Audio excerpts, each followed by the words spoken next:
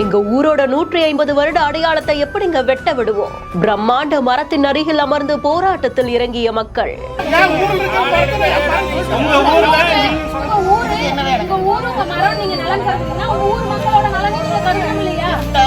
ஈரோடு மாவட்டம் அந்தியூருக்கு பக்கத்துல அத்தானி செம்பொழிச்சாம்பாளையம் ரோட்ல முசப்பாலியூர் அப்படின்ற ஒரு பகுதியில தான் 150 ஆண்டுகளுக்கும் மேலா பழமையான ஒரு அரச மரம் இருந்திருக்கு. வேறு ஊடுருவி 10க்கும் மேற்பட்ட வீடுகள்ல பாதிப்பு ஏற்பட்டிருக்கு.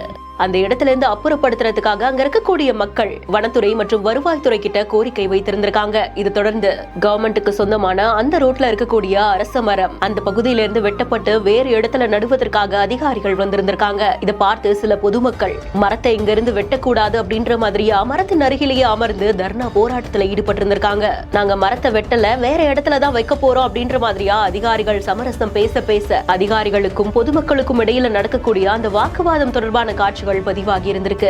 வனத்துறை அதிகாரிகள் ஆப்பக்கூடல் போலீஸ் இன்ஸ்பெக்டரான சிவகார்த்திகா அவர்களும் போராட்டத்தில் ஈடுபட்ட பொதுமக்கள் கிட்ட பேச்சுவார்த்தையில் ஈடுபட்டிருந்திருக்காங்க. இதை தொடர்ந்து சமாதானமான மக்கள் போராட்டத்தை கைவிட்டதாகவும் கூறப்படுது. இதை தொடர்ந்து மரத்தின் கிளைகள் வெட்டப்பட்டிருக்கு. இன்னும் 2 மாதங்களுக்கு அப்புறமா மொத்த மரமும் வேரோடு பிடுங்கி வேறு பக்கம் நடப்படும் அப்படின்னு தெரிவிக்கப்பட்டிருக்கு. செய்தி குறித்தான உங்களுடைய கருத்துக்களை கமெண்ட் செக்ஷன்ல சொல்லுங்க. மேலும் செய்திகளுக்கு பிஹைண்ட் நோட்ஸை ஃபாலோ பண்ணிக்கோங்க. செய்திகளை வழங்குவோர் கிராண்ட் பிக்சர்ஸ் தயாரிப்பில் அபின் ஹரிஹரன் இயக்கத்தில் ஆதித்யா மாதவன், கௌரி ஜி கிஷன் நடிக்கும் அதர்ஸ் வெற்றி நடை போடுகிறது.